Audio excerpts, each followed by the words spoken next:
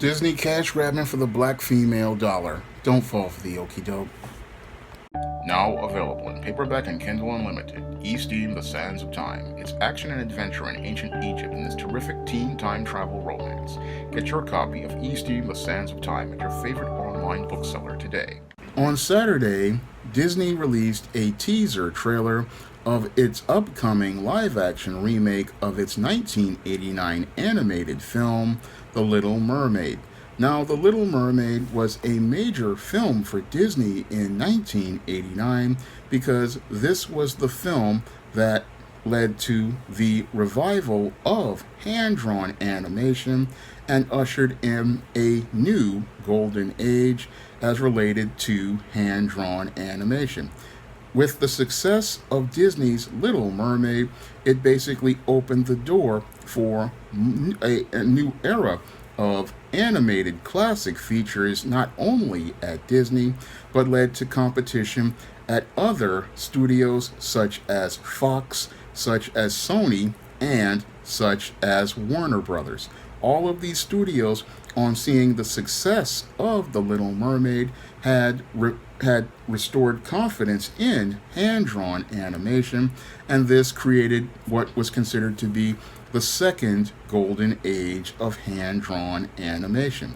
Now, when I looked at the teaser trailer, the visuals as related to the CGI were very similar to the animation, and that led to me asking a critical question as related to this movie: why should we care?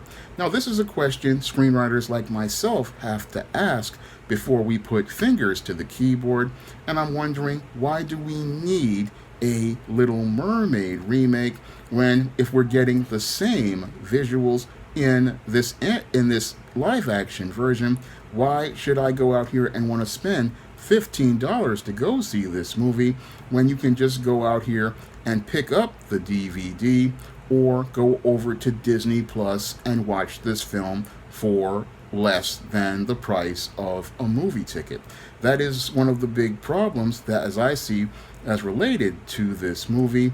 And many people who were looking at this teaser trailer, had their own reasons for not really seeing this movie in a positive light, because as this teaser trailer came to social media platforms like YouTube, this teaser trailer was getting ratioed with negative comments, and I believe some of those negative comments have to do with the story, and others have to do with the casting. Now, for this live action remake, your Disney has decided to not stay true to the original source material, which was written by your Hans Christian Andersen, a Dutch white male. Now, in the original source material and in the 1989 adaptation, your Princess Ariel was a white female, and she was voiced by a white female, Jodie Benson, who did the voice of The Little Mermaid. However, for this new live action remake, your Disney has decided to race swap Ariel and has decided to cast black actress Halle Bailey in the role of Princess Ariel. And to make this new version of Princess Ariel, they have decided to change her features and make it where she has now got these locks. And they're trying to make this character, shoehorn this character into this Dutch fairy tale. And I don't really think that this is a good fit. Now, your Disney is going out here race swapping characters in the name of diversity passively, but aggressively, what they're doing is trying to race swap these characters, I believe, because they really don't want to give independent black creators like myself an opportunity to go out here and tell our stories.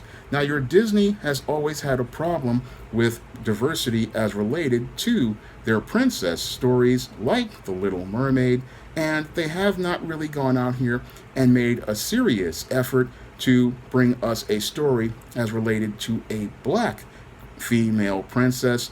And they sit there and say, oh, that they do things like Princess and the Frog, but Princess and the Frog, like Little Mermaid, this race swap Little Mermaid, really suffer from the passive aggressive casting, where again, passively, they include a black person in a role, but aggressively, they promote the same anti black racism behind the scenes, and they promote the same anti black racism inside of these stories. Now, your live action remake of The Little Mermaid suffers from the same problems that these race swap stories suffer from. Yes, they cast a black woman in the lead role. However, they leave every other character in the story the same as they were. And that is a big problem as related to these adaptations. Yes, you get a black person in the lead, but it's basically a black person in the lead of a white story, and everything else is left the same as it was with the original white cast. And again, that prevents us from seeing a black princess in a black story and having it revolve around black culture. And that's a major problem for me as related to this Disney remake of Little Mermaid, and it suffers the same problem that Disney had with its Princess and the Frog and its Rodgers and Hammerstein Cinderella remake.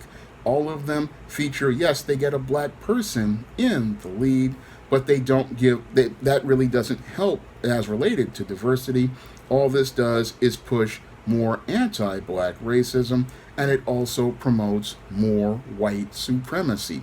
Now, I find it interesting that they'll go out here and they'll cast somebody like your Halle Bailey as Princess Ariel.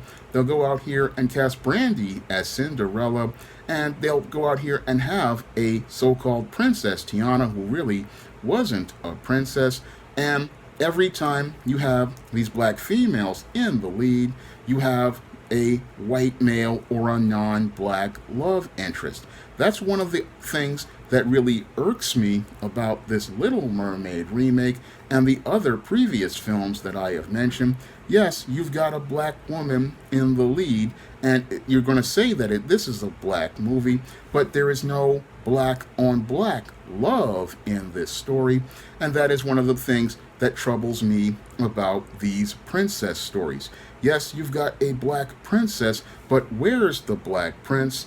And that's really, again, a troubling thing because, yes, you've got the black story with the black princess, but you don't have a black prince to represent black love. And all you do is having them going out here and chasing this white man is promoting a message that black women cannot find love with a black man. Moreover, you're promoting the idea that in order for a black woman to go out here and have happiness, she can't have happiness with a black man. No, she can only find so-called happiness in America only at the side of a white man. And that's what makes these kind of princess stories really toxic, because the message you're sending in a movie like this Little Mermaid remake is a message that a black woman can only find love with a white man, and that she needs to be part of a white man's world in order to find, 1, love, 2, find a better life, and 3, find acceptance. When I look at the Little Mermaid remake, you're basically promoting a message that I hear from these females who are a part of groups like swirlers and divestors, and the message that these females who are a part of these groups of swirlers and divestors is they send a message that, oh, I can't have a better life without a white man there to provide that life for me. And that's one of the worst messages you could ever send to a little black girl as related to a princess story. That was one of the things that disgusted me about the Princess and the Frog. It was one of the things that disgusted me about Brandy's Rodgers and Hammerstein Cinderella, and now I'm seeing this message being pushed once more in the undertones of this Little Mermaid Now, the producers of this movie think that they're again making a step forward as related to diversity, but basically you're pushing little black girls back as related to a narrative of white supremacy. And what you're teaching little black girls is that their prince can only be a white man, and you want to be part of his world in order to find acceptance. And that is one of the worst messages I believe you could tell a little black girl, is telling them that the only man who can go out here and give you a better life is a white man. That is the message that is sent by this race swap casting. And what I see it is that it's just being lazy as related to Disney, because Disney, I believe, could do a much better job as related to trying to go out here and create a story with a black princess in it. Because in 2017, I went out here and I was putting fingers to the keyboard to show people that it is possible to create a story with a black princess, and I did that in a story I called Eastine, the Sands of Time. Now, this was a story where I was having the Eastine character showing her in her years when she was a princess of Egypt in the early days of ancient Egypt. And I wanted to show how easy it could be to go out here and tell a story with a black princess. And I wanted to show that you could go out here and create a character who could be a princess like Ariel, like Belle, and many of the other more popular Disney princesses. And you could go and do it with a full Egyptian theme. And I wanted to show that you could do this with a black woman. And you could also do this where you have a black male love interest, which was the John Haynes character when he was a teenager. And I wanted to show that you could go out here and do a princess type story. You could have lots of action and adventure, and you could also have a beautiful love story which showed the power of black on black love. Black on black love is something that I believe would be a major box office hit for a company like Disney, but your Disney doesn't want to go out here and take a risk on that kind of story. And what they want to do is play it safe by creating this race swapped Ariel, but this race swapped Ariel is not a good story, because here you have, all you have is a chocolate covered black character played by a black actress who is being denied an opportunity to actualize her potential by playing an original character that is all her own. Because for most audiences, Jodie Benson is Ariel, and that's her signature role. And your Halle Bailey deserves to have a signature role all her own, and she deserves to play a princess that would allow her to actualize her potential. And that's one of the other issues I have with this casting as related to The Little Mermaid. You're just, again, being lazy and trying to generate some sort of controversy, hoping that it'll generate sales. However, from the way this film is being ratioed on social media, I don't think there's going to be many people going out here to go see this remake of The Little Mermaid, because in their eyes, Ariel is a white character. And yes, I will say that she is a white character because she was created by Hans Christian Andersen, and she was adapted by white people at Disney to present their view of Princess Ariel. And I say, let them have their character. And Disney, if you want to create a black princess, then you need to come to a black creator like myself so that we can go out here and create a princess that is talking about black culture, talking about the black experience, and promoting a narrative of black on black love. This is the kind of character that audiences want to see. We don't want cop-out versions of Ariel that are just basically reskinned versions of the character, and we don't want some Afro-Latino character where you're, again, aggressively promoting diversity, where passively, yes, you're promoting diversity, but aggressively, you're promoting the same anti-black racism and white supremacy by giving her a white love interest and then having the story revolve around seeking white validation and white approval.